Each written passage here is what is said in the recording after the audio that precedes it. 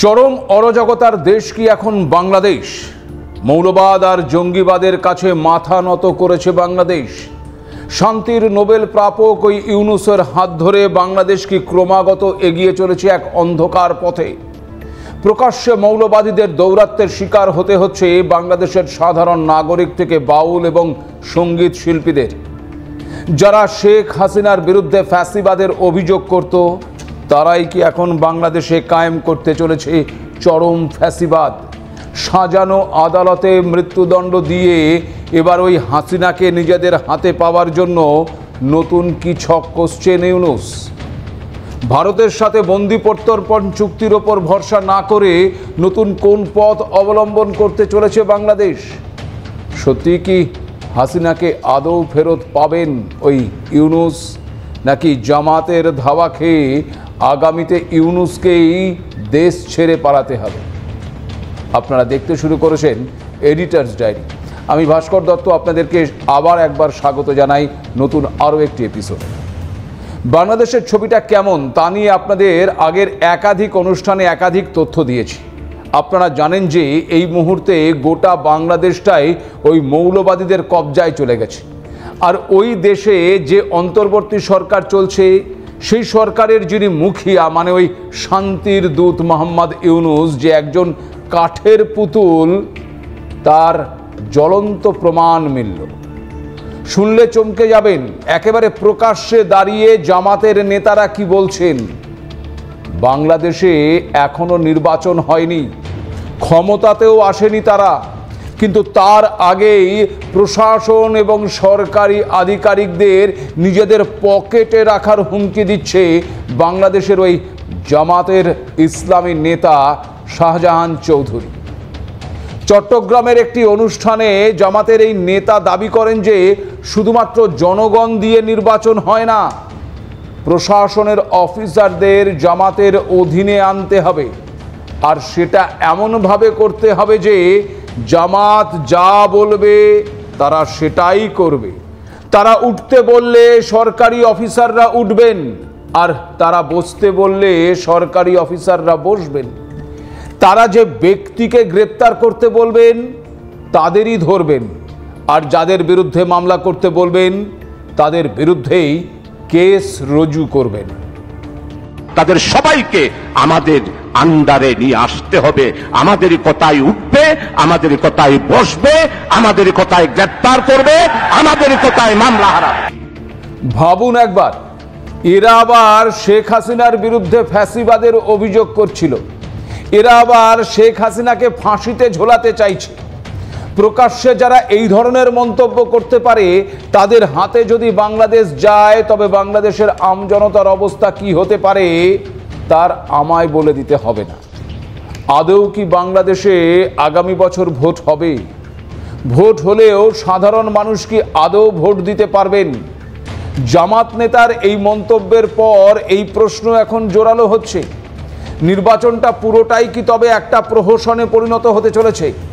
জামাত নেতার এই মন্তব্যের পরে মোহাম্মদ ইউনূসের অন্তর্বর্তী সরকার কোনো পদক্ষেপ গ্রহণ করেনি।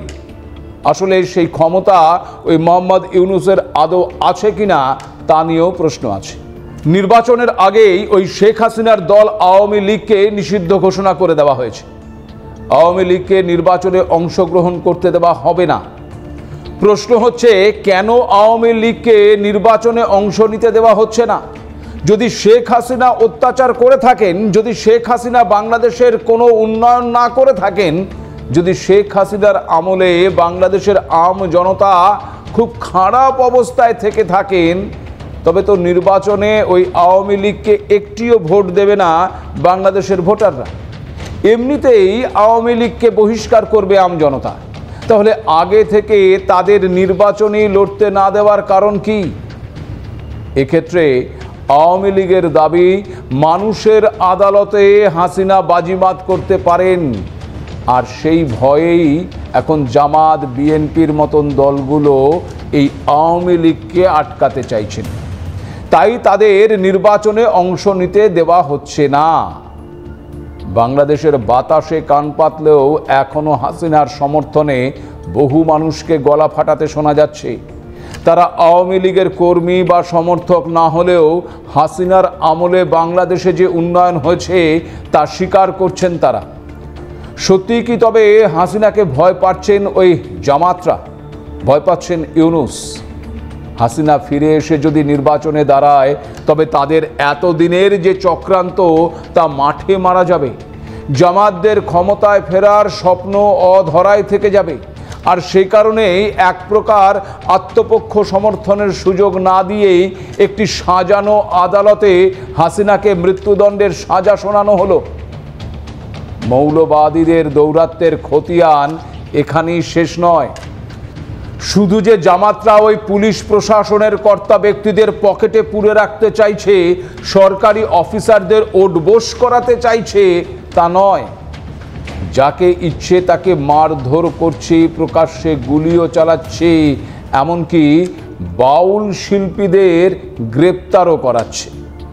গত 4 নভেম্বর বাংলাদেশের মানিকগঞ্জে বাউল সঙ্গীত পরিবেশন করেন আবুল সরকার। আর এরপরেই ওই প্রখ্যাত শিল্পী আবুল সরকারের বিরুদ্ধে ইসলাম ধর্মের অবমাননার অভিযোগে ব্যানার হাতে নেমে পড়ে মৌলবাদীরা। আবুল সরকারের বিরুদ্ধে ধর্ম অবমাননা, কটূক্তি এবং দাঙ্গার উস্কানির অভিযোগ দায়ের করা হয়। আর সেই অভিযোগের ভিত্তিতে গত 20 নভেম্বর বাংলাদেশের মাদারীপুরের একটি গানের অনুষ্ঠান থেকে গ্রেপ্তার করা হয় প্রখ্যাত ওই বাউল শিল্পী আবুল সরকারকে।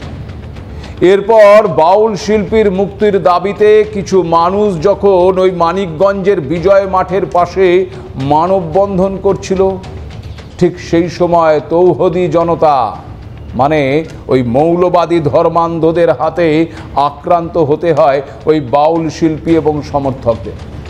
ঘটনায় আহত হয় 4 জন। বাউল শিল্পীরা রীতিমতো প্রাণ বাঁচাতে পুকুরে ঝাঁপ দিতে বাধ্য হয়। যদিও এই ঘটনার তীব্র প্রতিবাদ জানিয়েছে বাংলাদেশের বিশিষ্টজনেরা। বিশিষ্ট কবি এবং দার্শনিক ফরহাদ মজহার সাংবাদিক সম্মেলন করে সাফ জানিয়ে দিয়েছেন, বহির্বিশ্বে বাউল গ্রেপ্তারের এই ঘটনা মোহাম্মদ ইউনূসের সরকারের ভাবমূর্তিকে কলঙ্কিত করবে। আগামীতে বাউলদের নিয়ে ওই মানিকগঞ্জে সম্মেলন করার কথা জানিয়েছেন তিনি।